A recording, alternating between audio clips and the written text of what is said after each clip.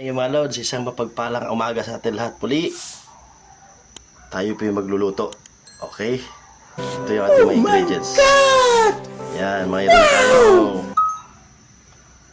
tanglad, sibuyas, bawang, siling haba, at saka spring onions. Mayroon tayong kalamansi para pampabango. Lagyan natin ng gulay, saluyot, saka alokbati. Yan. Ito, yan. Sa amin yan, katambak ang tawag dyan. Katambak or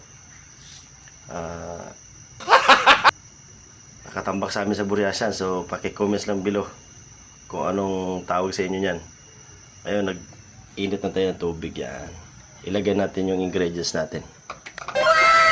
Yan.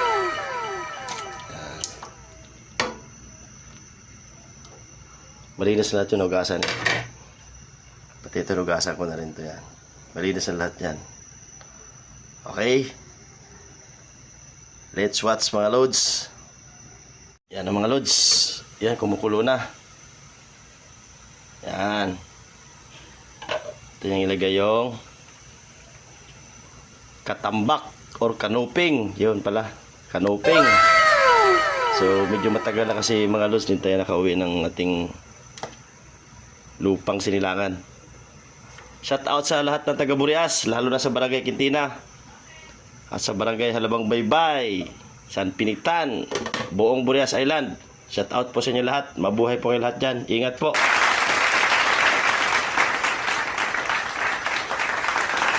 Ayan. Mamaya, ilagay natin itong gulay.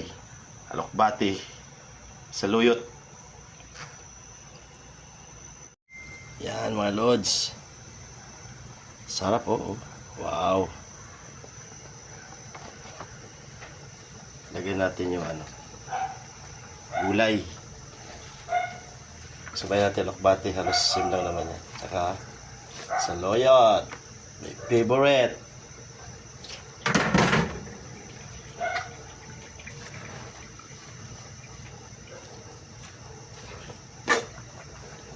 Yan.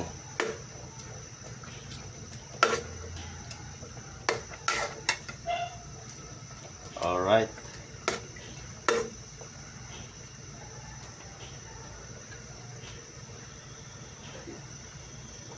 Medyo sarap. Yun, para pasarap.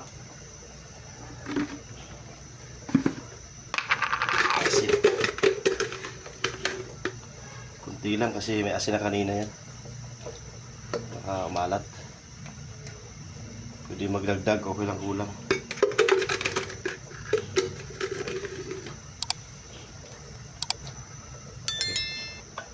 Tanggalin natin.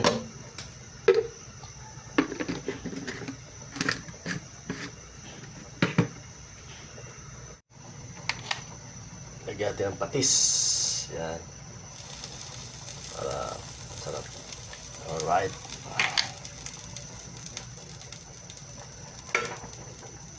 Yan, simple lang magluto, idol, no? Yan lang. Wow! Sarap! Bigyan natin ng kalamansi. Hindi natin pwede isama yung ito kasi mabuto. Bigaan lang. Ayan.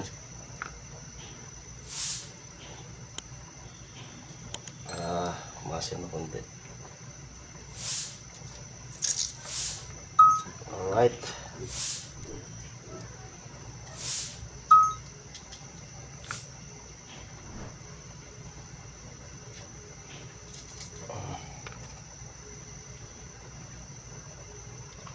Yun.